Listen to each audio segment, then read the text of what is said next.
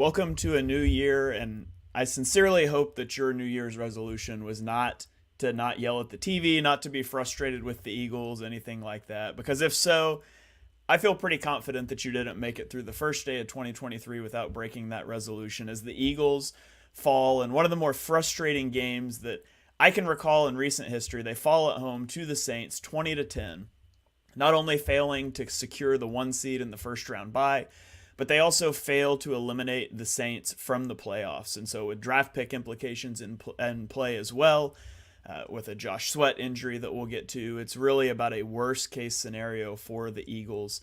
I am your host for today's post game reaction show, Shane Haff. I'm going to be joined today by Jonny Page. So, Jonny, man, this was a rough one today. Dare I ask how you're feeling after this one? Yeah, very annoyed. That was just one of those games. I think you said, like, last week was frustrating, but it was frustrating in a different way. It was, well, we're still good, but breaks didn't go our way. Clean up some errors. Today was just bad. Like, I'm not one to criticize coaches a lot because they're far smarter than me. They know a lot more than I do. But some of the decision making, it just felt like they were chasing the game really early on. We can go through so many questionable decisions, but it felt like a team that wasn't fully prepared. It felt like a team that wasn't, I don't know if they've got their eyes on the playoffs, whether they're not all mentally there, whether some of them are chasing individual records. I don't know. I don't really know what was up with it, but the vibe didn't look good on the sideline from a lot of players. They seemed as frustrated as anyone. We'll probably get to AJ Brown. As good as the deep touchdown was, he cut a very frustrated figure at times. It was a really bad overall. There were so many individual things you pick holes in, and we'll sort of talk specifics. But overall, just a happy new year. That's the perfect way to in 2023 with just a very annoying loss. Yeah, for sure. It felt like, I mean, first of all, the Eagles offense doesn't pick up their first down until there's 11 seconds left in the half. They opened with 4 consecutive 3-and-outs, and you go to the first play of the game, and the Eagles try to run a play-action shot play, which those play-action shot plays have been horrendous all year, and then they try to run one behind a backup right tackle against a bad run defense, and you get sacked, you're behind the sticks, and you go straight into a 3-and-out. After your defense gives up a 75-yard, 9-minute scoring drive, you would like to give them some time to catch their breath, to adjust, but you go quick 3-and-out.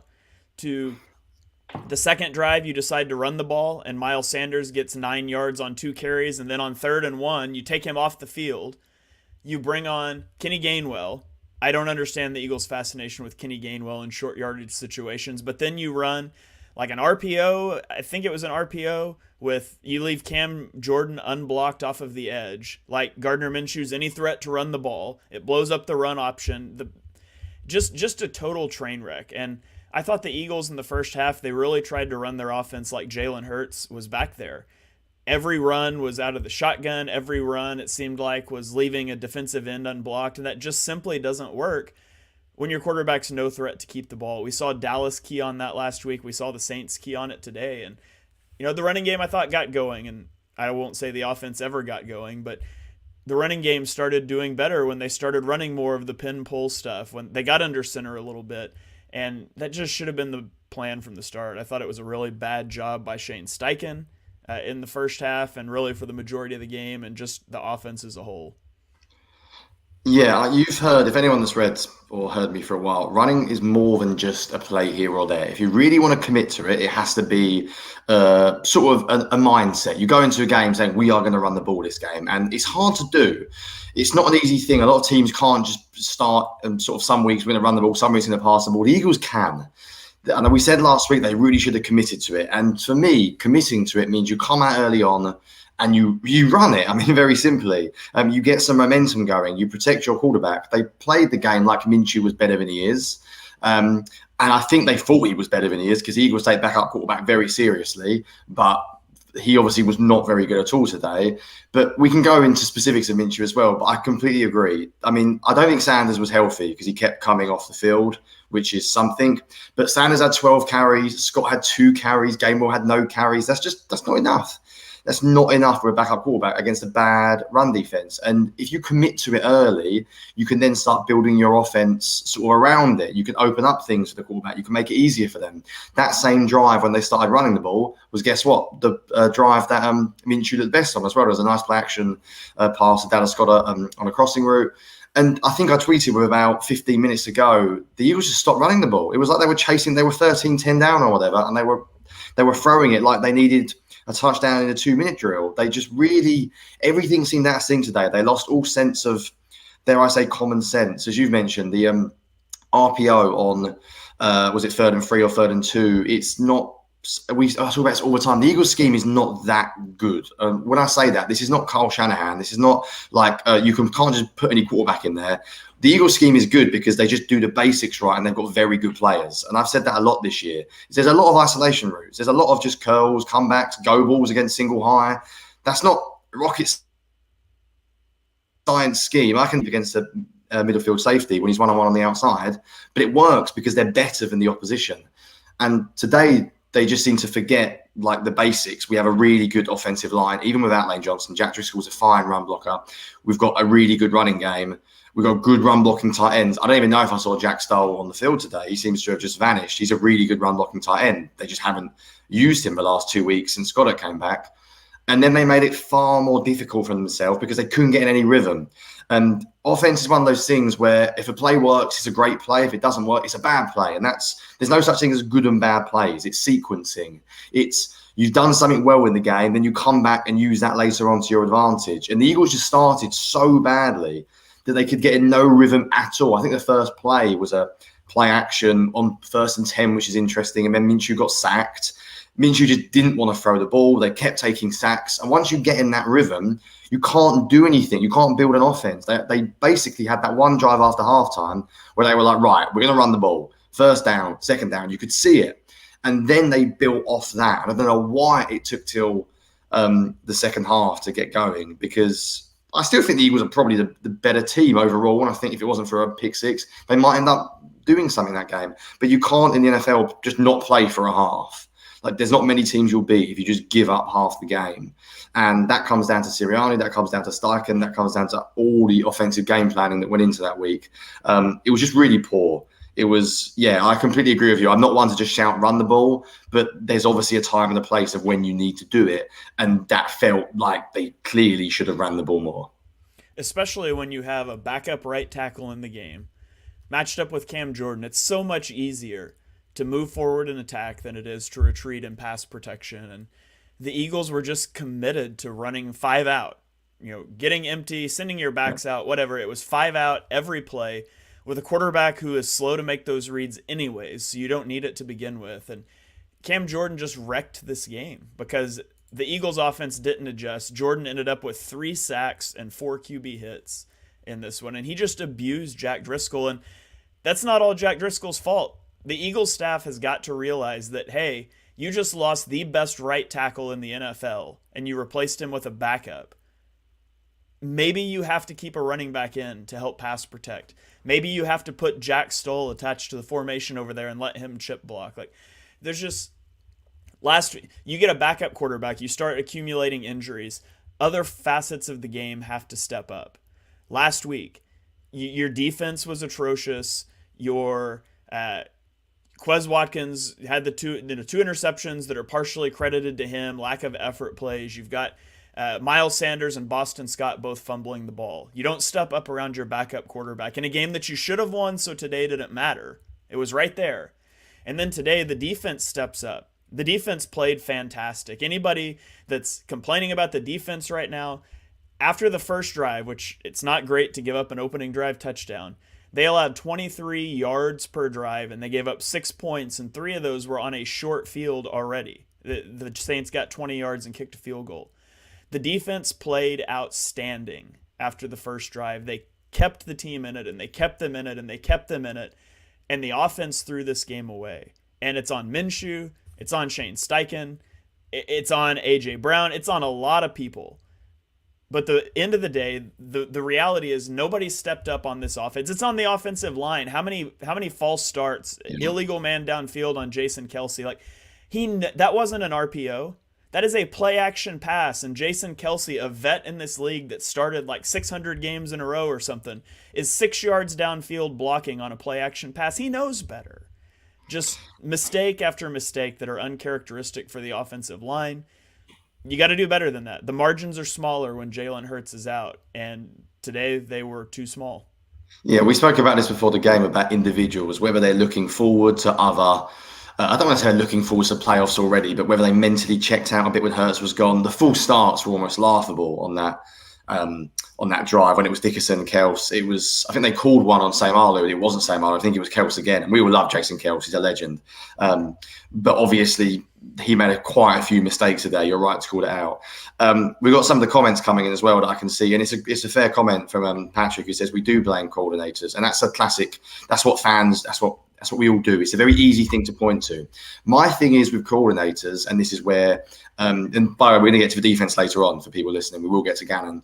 But sometimes it can be difficult to tell how good coaches are when the talent is that good. I've said this time and time again. The Eagles are simply so much better than basically everyone they face. Now, if for coaches to put them in the right position, that is also good coaching. But it's much easier coaching a wide receiver room with AJ Brown and Devonta Smith than it is coaching up, I don't know, Jordan Matthews from a few years ago as your wide receiver one. So it's harder. So in a game like today, I think where you mentioned the margins are smaller, that's where coaching has a direct impact, because all of a sudden you're not as talented as you once were. The Saints defense actually is quite good. Cam Jordan is a good matchup on our right tackle. Minshew is a clearly not very good quarterback, or today he wasn't anyway. So all of a sudden your talent level isn't brilliant. It's not as good. And that's when you start seeing, right, how does a coach adjust? And you mentioned loads of occasions, but basics. In terms of, they still were thrown to Quez Watkins at one point in a contested situation on Lattimore. And that, to me, is bizarre. People were very angry at the 4th and 22 that Minshew, and I agree for obvious reasons. But actually, I assumed, and the All-22 will confirm this to me, that actually Devontae Smith was meant to be like, to try and draw them up, almost like a distraction, run a classic high-low, and then they had something in behind him. But actually, when they showed the replay, AJ Brown was about 5 yards ahead of him. He also wasn't first down line. Wondering what the call was on that play as well. To me, the coordinators on the offensive side deserve a lot of blame today, because they didn't allow Minshew to get in a rhythm. They didn't give easy passes early on. They didn't make base plays early on to get a backup quarterback in a rhythm. They never let the offense get in a run game, sort of flowing state where they could then build off it. I mean, I think Sanders' knee was a problem today. And I'm not going to go on a rant because we all have our favourite players, but everyone knows I love Trey Sermon. I've always thought he's a good running back who you could use. But if you're not going to use Gainwell as a runner, Gainwell basically doesn't exist as a running back at the moment. Yeah, one carry basically. There should have been a touchdown, by the way. Boston Scott, I don't really see a major thing for him. I think he's used on third down. If you've got a running back in Sanders who's got a bad knee and you can't use him on first down, if you really go into the game saying we're going to commit to the run, you're going to need another running back. Because I hope, and I really hope, that the reason why they ran less today was not because of Sanders' knee. Because if it is because of Sanders' knee, then they should have been prepared for that, because he's mentioned that knee injury all week. They should have had more running backs available to them, because to only run the ball 14 times is not enough for a backup quarterback. And it's not just hindsight. This isn't just us sitting here going, oh, well, they really should have run the ball earlier on. It was, no, go and look at the data available. Look at the EPA per rush of the Saints defense. Go and look at their yards per attempt in the passing game. They are a pretty good pass defense. And by the way, they got back cornerbacks, even better pass defense than they were going into this game. You should have started by committing to the run and building the offense from there. And if it doesn't work, you can then adjust. But the last thing you can do is get behind the sticks early. The last thing you can do is stress your quarterback out to the point where the whole offense looks frustrated. It just looked like the game plan was wrong. It looked like individuals weren't ready to play, and the game plan was wrong as well. And before we kill the coaches too much, because as Peter pointed out, there were some good things, as there always are from this Eagles staff. Should we have a quick Minshew discussion? Yeah, that was something. On the post-game show last week, we talked about that we thought Minshew played pretty well, and I put out an all-22 video during the week talking about that he had a perfect passer rating against the blitz, 8 for 8 with a touchdown, and he had happy feet and he drifted in the pocket, he's obviously terrified to get hit back there, but he played well. And today it didn't work. He had that same happy feet. I mean, I am begging you, man, just step into a pocket. Like, there were so many times that tackles had guys 10 yards behind the line of scrimmage with a huge pocket to step into. And instead of stepping into the pocket, Minshew just runs backward out of the back of the pocket. Like, no pocket awareness whatsoever today. Minshew played an awful game. One of the worst quarterback games I've seen since 2020 when that whole disaster happened. It's the worst quarterback game I've seen an Eagles quarterback play since 2020. And I think the thing is as well, and this is where Hurts has been so good this year, is consistency is the most important thing to being a good NFL player, but especially a quarterback. Hurts has not had a bad game. Now, there's going to be a lot of hindsight now saying, Minshew actually wasn't very good last week. Like, no, he started out really poorly, but he had about 4 or 5 throws last week. I mean, you've watched Super 22. There was the one to Devontae Smith on the sideline, the one to Devontae Smith on the middle of the field. They were not generic backup quarterback throws. They were really good. But he was not there today. Like, he looked stressed from taking that first sack in the game. And after halftime, he came out and it looked like he was there. We should have scored a touchdown. The refs killed us there. And I think everyone knows that. But he just went again. The head was gone. There were so many plays that were just either he was late, he just didn't throw the ball. I don't think the coaching staff helped him out with the way they designed the offense, as we've already discussed. But at some point, you do need the guy to stand there and throw it. I know that you have a bone to pick and with AJ Brown on the pick six, which I think is perfectly fair. But just on the pick six very quickly, because we talk about the difference in zone and man coverage. I watched this play a few times and I can't be exactly sure. It looked to me like the Saints are in cover 4 or cover 2, some sort of zone coverage. But the Eagles have got like 4 men on the right-hand side of the field. They're using a 4-strong formation again. And the Saints only basically have 2 DBs on the line of scrimmage and a safety back. So the Eagles are essentially 4 over 3. Then they have a linebacker sort of edging sort of in the middle who's going out there to make it 4 over 4. On the left-hand side, AJ Brown is split by himself. There is the will linebacker inside. There is the deep safety. And there is Lattimore with outside leverage because he knows he's got a deep safety. So pre-snap, like, what are you looking at to throw a slant? Maybe he's looking at Marshawn Lattimore with outside leverage and thinking, oh, there's an inside throw here. But the reason he's outside leverage is because there's a linebacker and there's a safety inside. He's outside leverage for a reason. And also, because he's got a safety behind, he can then just fly off the ball. And I know you're going to criticize AJ Brown, and I do agree. He looked frustrated today. He didn't look right throughout the game. You could see he was annoyed at one point. And I think that's where Hurts is so important as well, because maybe Hurts needed to just say, listen, mate, calm down. And Minshew's not got that. You haven't got that as a backup quarterback. It's hard to have that charisma of leadership to go up to AJ Brown and be like, listen, we'll be fine. Well, I don't think Minshew would have believed it if he had said it himself. But AJ Brown was just like, what's the ball doing? Why have you thrown it to me? I'm one-on-one with a safety deep, and Marshawn Lattimore as well, by the way, not the Saints like backup cornerback, like their number 1 cornerback. Pre-snap, that's just a really easy decision. And we can kill the coaches all we want, but at some point, the players out there, you have to think, that's day 1 install. That's basics of playing quarterback. And it just seemed a bit to me like, I'm going to throw it to AJ Brown because it's AJ Brown. We need a big play. And that's really poor because Minshew's not had a bad career. I think he's like 40 to 12 or something touchdown interception rate in his career. He's a good backup. He's got some good film out there with the Jags. I think last week he probably earned himself some money. This week he might as well have held up a lighter and burned the cash in front of him because he's not going to get anywhere near what he would have got if people had signed him after last week. It was just weird. Everything was off, but we can kill the coaches all we want, but I think at some point it does have to fall on the shoulders of the QB. And I guess it does prove in many ways just how important Jalen Hurts is to this team as well, because that team looked so frantic today. They desperately needed a calm presence. And Minshew was anything but calm today, sadly. Yeah, there's so many things that go wrong on that play. First of all, you're in the shadow of your own goal line and you go empty. I don't know why. Gardner Minshew is so frantic about getting hit, and now he put somebody back there again to help protect off that right edge. Whatever. There's no reason to go empty. Minshew's not even good out of empty. Like, he's not a running threat. It takes the threat of a run out of the thing. It's a whole different ball game when you go empty with Jalen Hurts, who's very good out of it. So you start there with the play calling, with the coaching. That's just putting him in a bad spot.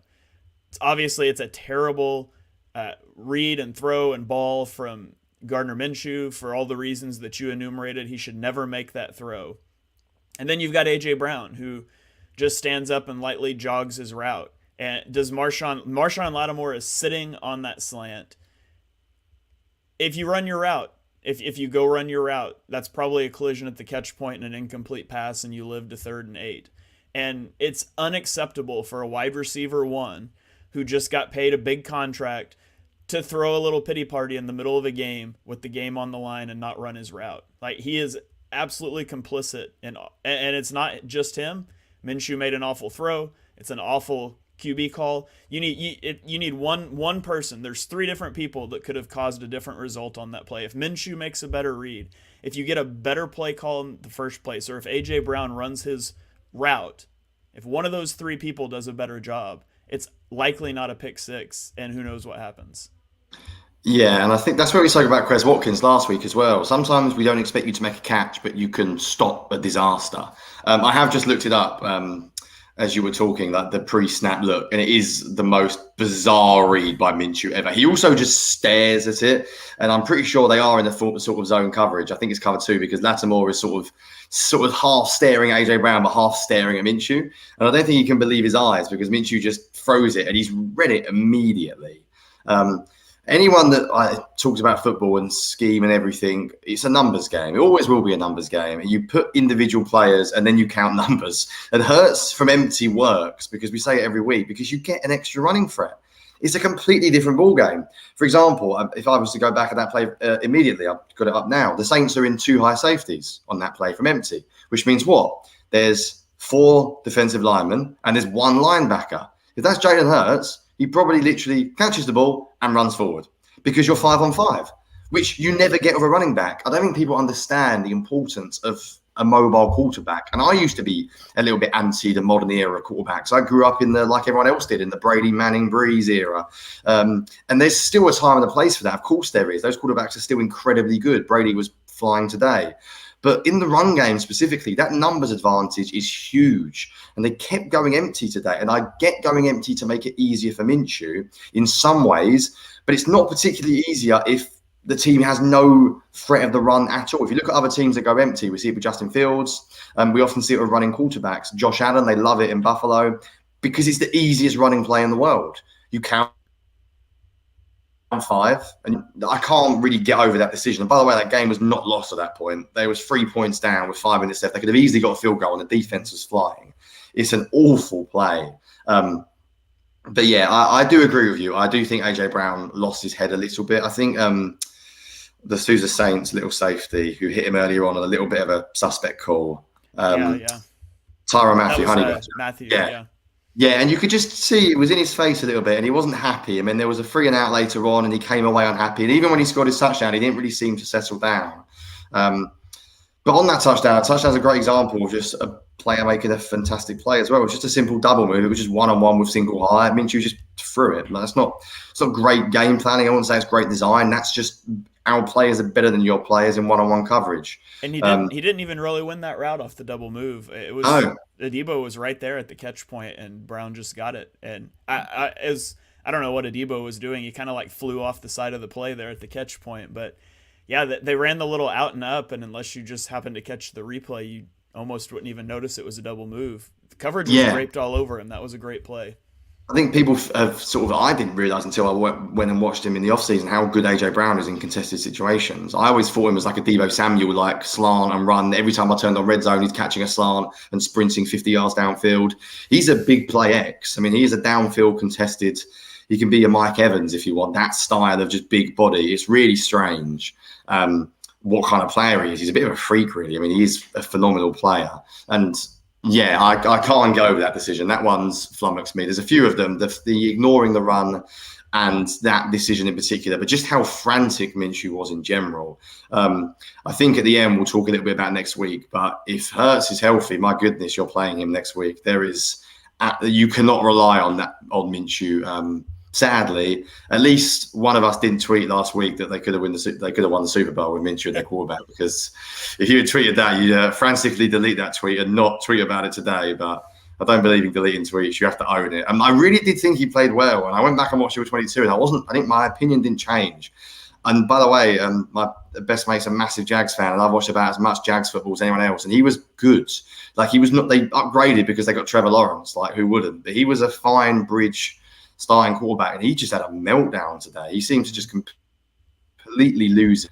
At least Jalen Hurts might now win MVP if he comes back and wins next week. That's one positive, because you saw the difference from a leadership perspective. The Eagles win that game with Jalen Hurts. I don't even think it's like a controversial statement, despite how bad things were. He just makes everything better. Good quarterbacks make schemes better. They make players around them better. And that's the thing with Hurts that people maybe don't appreciate as much as they should, is games never snowball for Hurts, ever. And you can't say that about a lot of quarterbacks. Josh Allen has imploded in a game or two this season.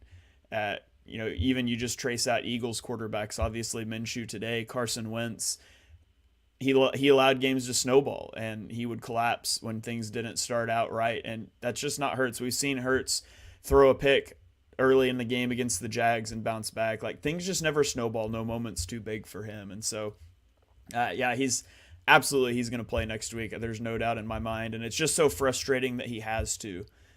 Because the Eagles should have won one of these two games and not need to play any starters next week. But here we are. So as we sort of pivot over to the defense here, a couple notes. I did just see the Eagles said that Josh Sweat will be released from the hospital today. So that's great news.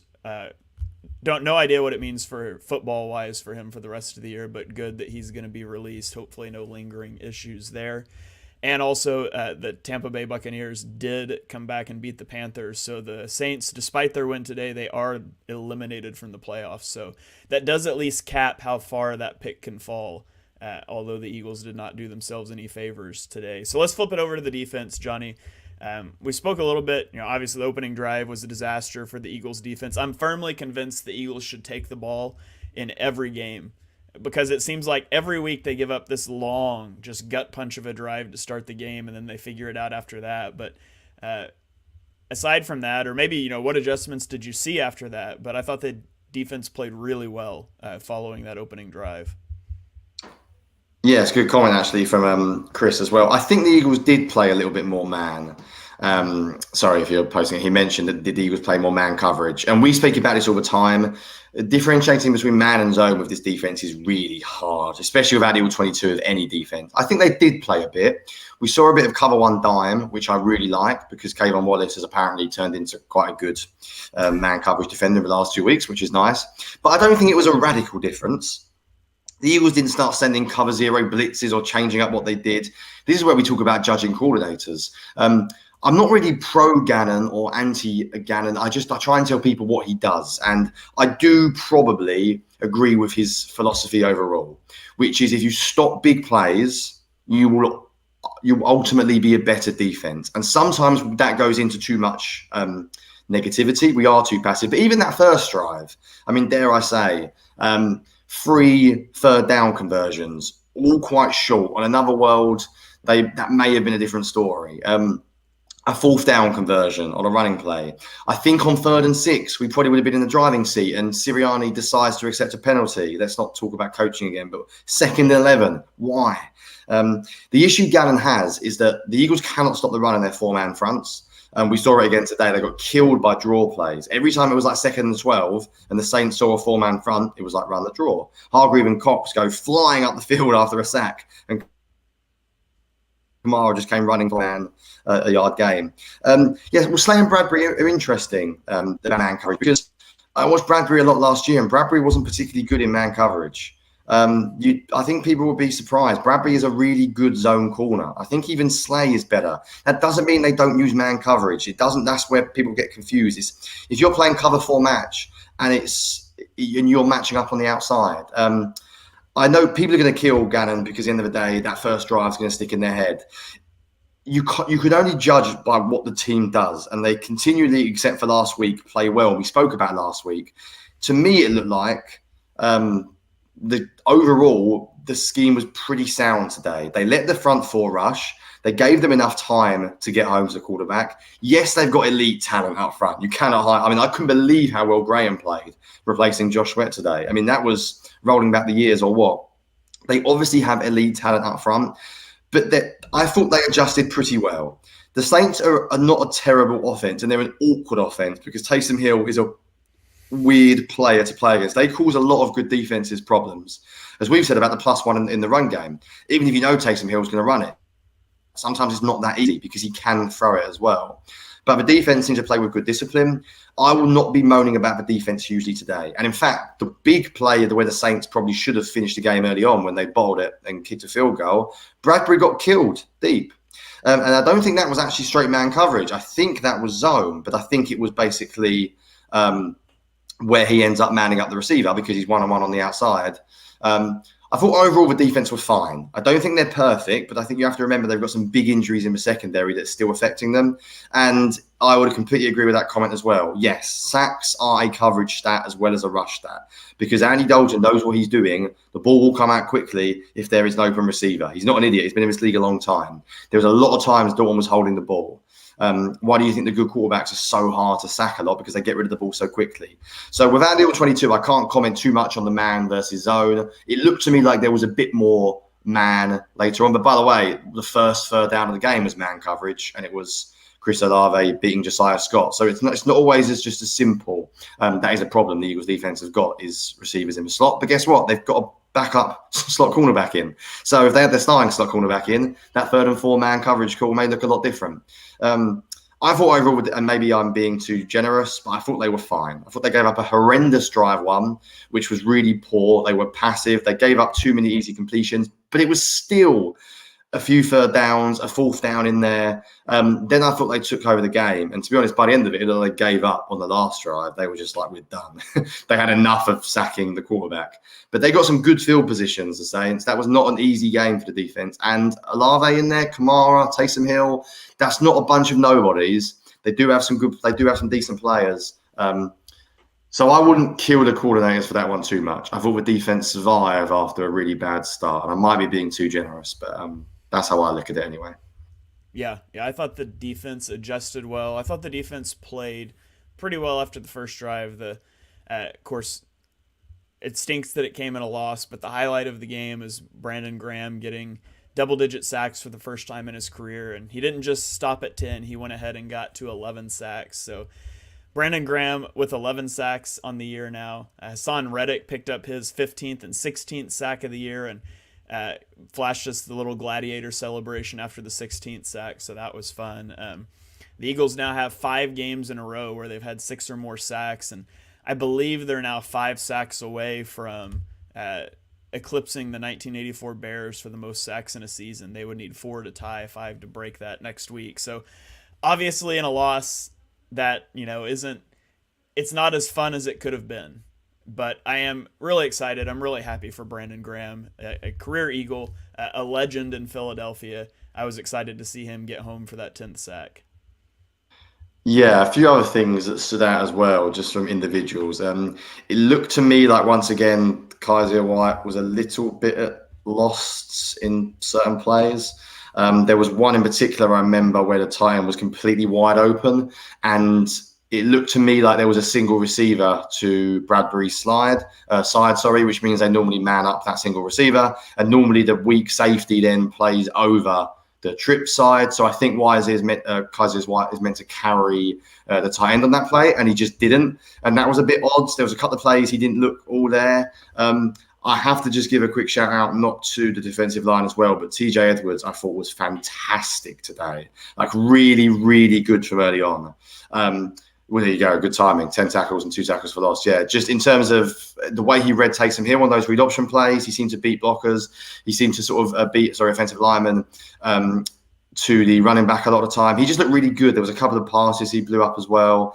I mean, overall, I'm looking at the numbers just very quickly. The Saints had about a negative 0.1 EPA today, 42% success rate.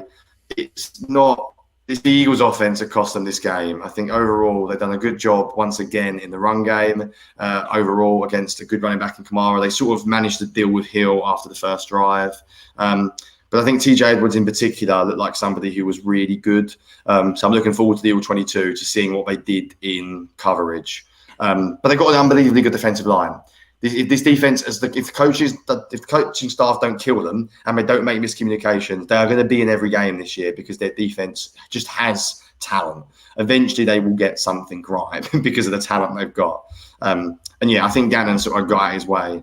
I was quite glad though they didn't start sending all that blitzes. They didn't panic. They just sort of they trusted when what they were going to do on defense would work, and overall it did. You can't really say much else. They allowed 13 points, less than 5 yards per play, I think. So you can't complain too much. Although I know we all will because that's part of fun. But it wasn't horrendous anyway. Yeah, we spoke on the EPA podcast this week about how the Eagles defended Chris Olave. It might give some insight into how they would defend CeeDee Lamb if they meet the Cowboys again, because both are really the only good receiving option. That's not entirely true, but by far the best receiving option for their team. And the Cowboys put CeeDee Lamb in the slot a lot against the Cowboys, against Josiah Scott. The Saints did the same things with Chris Olave, and Olave only came out of the game with 42 yards. So I don't know what changes they made just from watching the broadcast, but that is something I'm anxious to look into on the All-22. I don't know if they chose to bracket him some more like we spoke about, but I am looking forward to kind of seeing how that played out.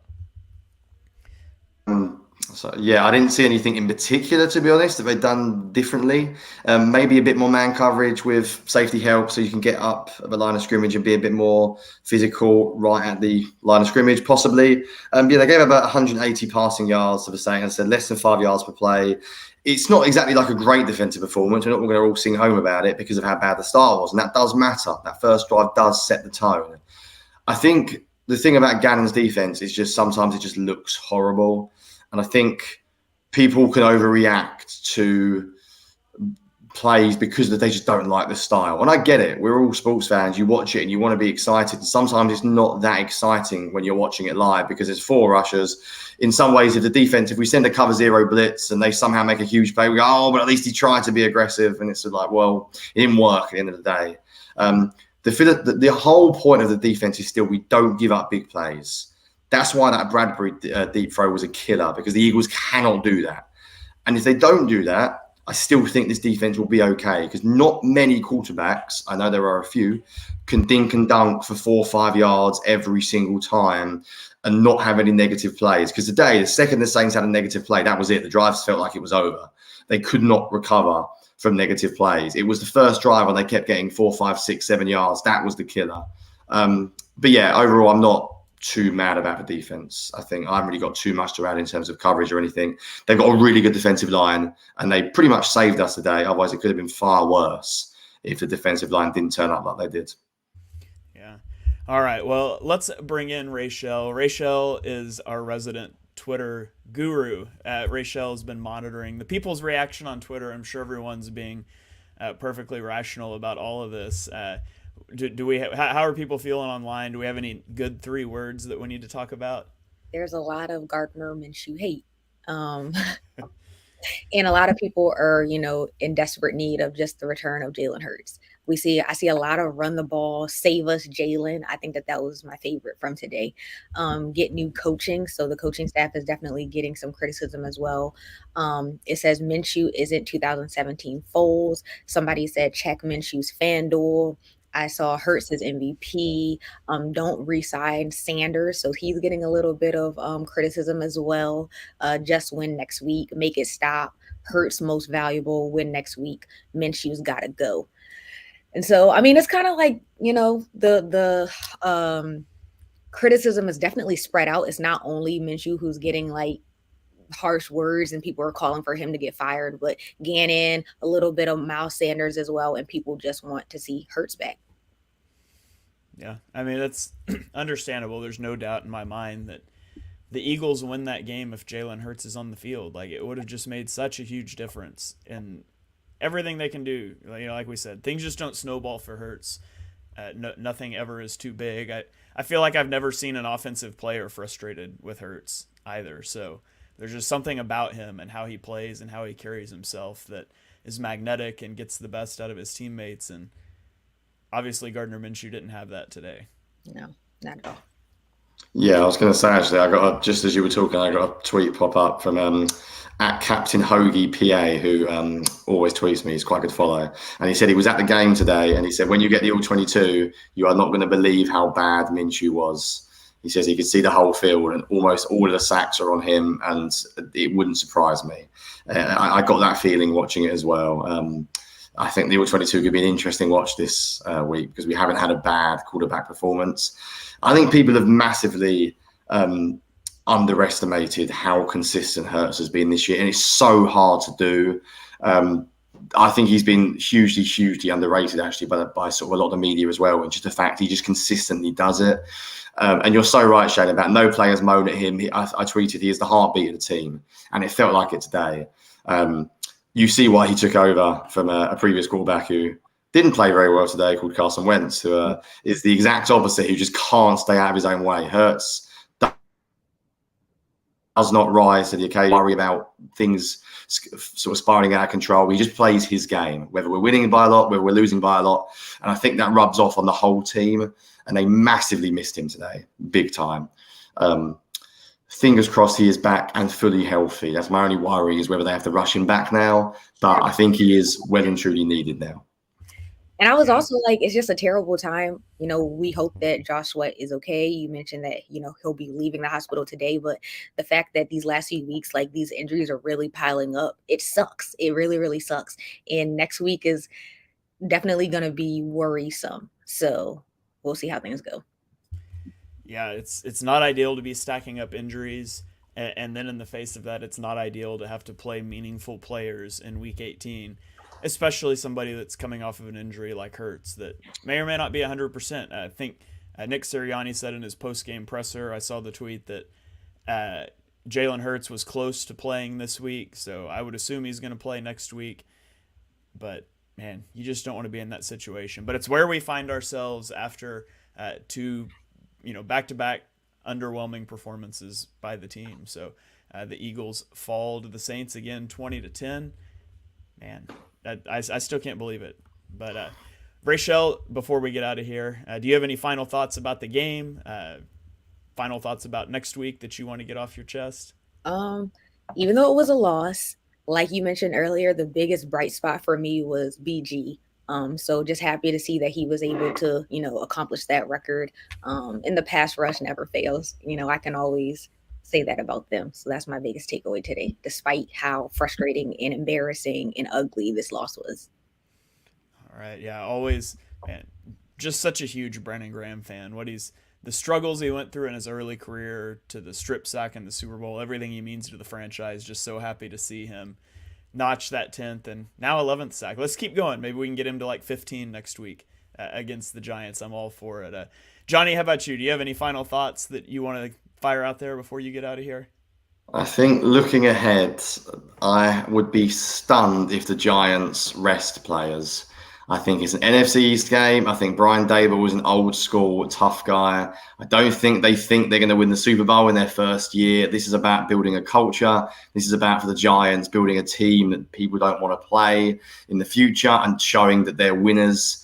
I think get ready for a tough game next week. And I really hope I'm wrong. And I really hope the Giants do the sensible thing, which is bench Jones, bench Barkley, who's had injury problems throughout his career. They've only got about 2 receivers, so don't bother with them either.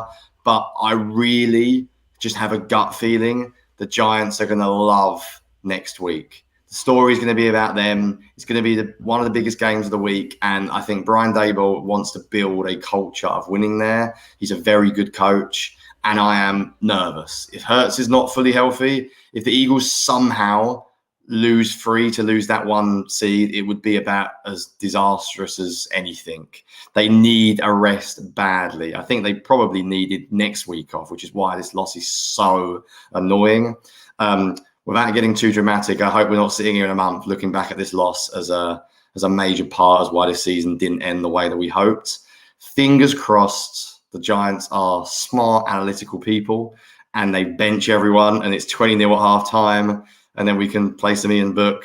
But I just have a feeling the Giants are going to play hard next week, and it's going to be a stressful Sunday.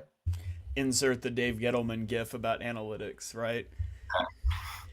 Yeah, I think that the Giants are still, there's still players on the Giants that are still salty about how the 2022 or the 2020 season went down with the Eagles pulling starters and costing them a spot in the playoffs. Is it, what was it, a 6-win team? I can't even remember now. Maybe it was completely forgot about that. Yeah, completely forgot about that. I'm almost positive the Giants will be playing their starters next week, but that matchup's already happened this year, and the Eagles dominated it. The Eagles have to get back on track here, especially after this week. You know, the even if the Eagles won this one somehow, 20-13, whatever, we don't Gardner Minshew doesn't throw that pick six. I still think there would have probably been some starters playing next week because the offense looked so out of sorts, and to try to get them back in rhythm. So now they're going to have to. Now that decision has been made. So the Eagles lose their second straight game. It's the first time this season that the Eagles are on a losing streak. They will have to put off one more week clinching the 1 seed. Unfortunately, that Saints pick is now out of the top 10. It's to 11th overall, but it can't go a lot further because they have been eliminated from the playoffs courtesy of Tom Brady and the Buccaneers. Thank you, everyone, for joining us for the post-game instant reaction show. We're sorry that we could not start your new year off on a little bit better foot, but hopefully you enjoyed hearing Johnny and I complain about the scheme and the players and all that stuff. And hopefully next week you can join us on a Victory Sunday as we celebrate the Eagles clinching the 1 seed and the bye. And then we'll all take a week off. We'll rest up. We'll rest up. We'll get over our podcaster injuries, and we'll be ready for a playoff run. So from the BGN crew, we wish you guys a happy new year, and go Birds.